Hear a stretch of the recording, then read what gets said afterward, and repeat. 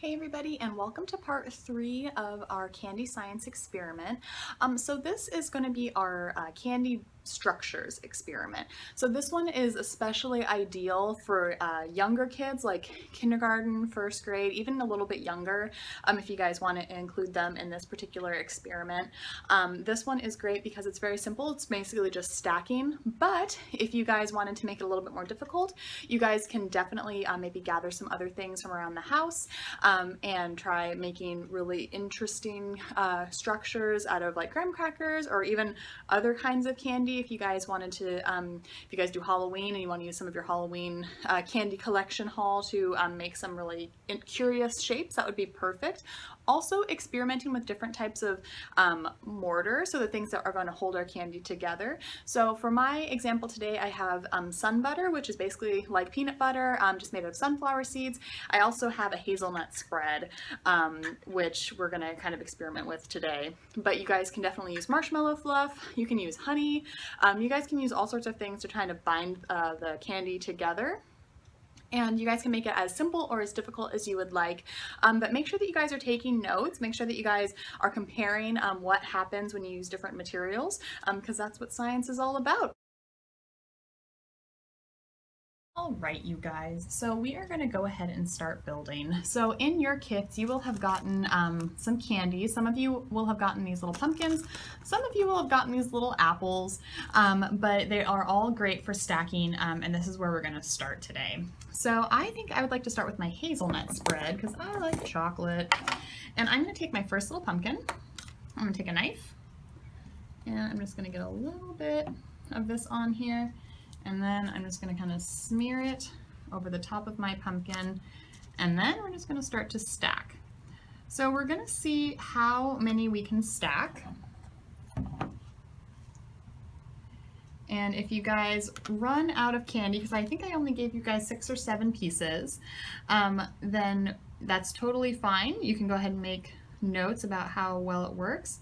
So my pumpkins are starting to fall. Oh no! They fell down. So I only got to 3 with my hazelnut spread. So I would take my notebook and I would write down that I only got to 3. And I'm taking a paper towel and I am actually just wiping off some of this delicious hazelnut spread because I would like to try my sun butter next. So just wiping it off. All right, now we're ready for our next experiment. So I'm going to put my lid back on my hazelnut spread, and I'm going to grab my sun butter. All right. Put my napkin right there. And here's my sun butter. So we're going to go ahead and stir it up a little bit. And if you guys wanted to make a hypothesis, take a guess, a scientific guess about what will happen, which one will work best, that's totally great. The thing about things like peanut butter or sun butter is that sometimes they have a lot of oil on them. So the oil might work against us here, but we're gonna find out. So I'm gonna take a little bit of sun butter. Again, I'm gonna take one of my pumpkins. I'm gonna smear it on there. And then we're gonna stack it. All right, so far so good. Get a little bit more here. All right, and then we're gonna put a little bit on there. All right, and stack it.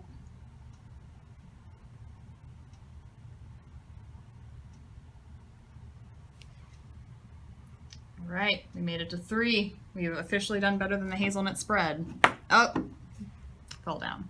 So that's okay. And you guys can even experiment with doing a little bit more. Like I only did a tiny little dab on mine, but if you guys wanted to see if more will help make it stick better, that's totally great.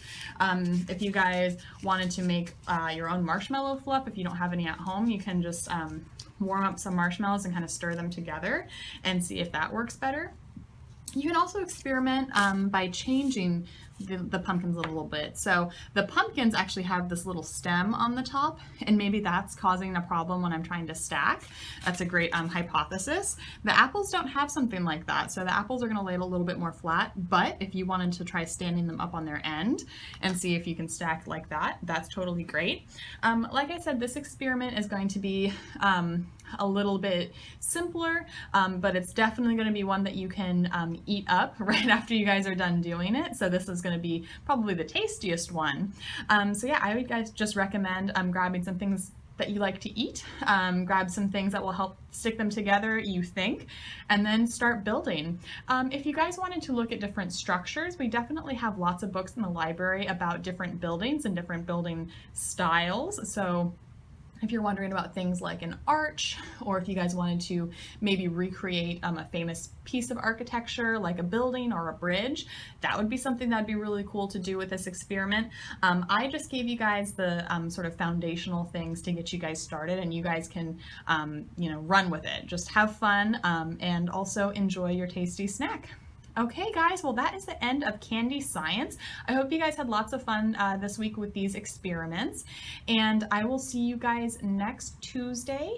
It's going to be our first Tuesday in November, and we are going to be doing a program learning a little bit about the Mexican holiday of Dia de los Muertos, which is happening this upcoming weekend. So we will see you guys next week, and have fun.